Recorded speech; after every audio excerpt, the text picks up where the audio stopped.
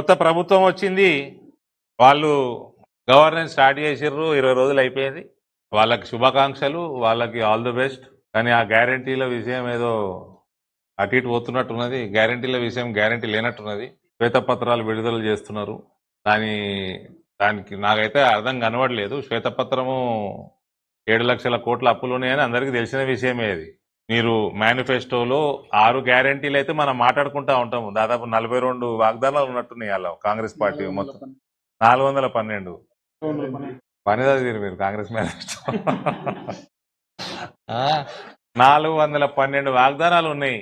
అంటే ఇది మభ్యపెట్టడము, ప్రజల్ని మభ్యపెట్టడము, ఓటర్లను మభ్యపెట్టడం కింద మనం కన్సిడర్ చేయాల్సి వస్తుంది. చేస్తామన్నప్పుడు చేయాలి. సరే, ఎనియో కొత్త ప్రభుత్వాన్ని నేను అటాక్ చేయాల్సిన మరి టైం కాదు ఇది. వాళ్ళకి ఇవ్వాల్సిన సమయం వాళ్ళకి ఇవ్వాల్సిందే. ఇవాళ ఇన్ఛార్జ్ మంత్రి గారు కూడా వస్తున్నట్టున్నారు. సో ఆ కార్యక్రమాల్లో కూడా నేను పాల్గొంటాను 4 గంటలకి. సో చాలా కాలం అయింది, అందుకే మీ అందరితో కలిసి మాట్లాడాలని ఈ చిట్ చాట్ కార్యక్రమం పెట్టుకోవడం జరిగింది. మా ఎమ్మెల్యే సోదరులు ఏమైనా మాట్లాడదలుచుకుంటే దే ఆర్ వెల్కమ్. రాకేష్ భాయ్ బాగా ఉన్నాడు మీడియాలో.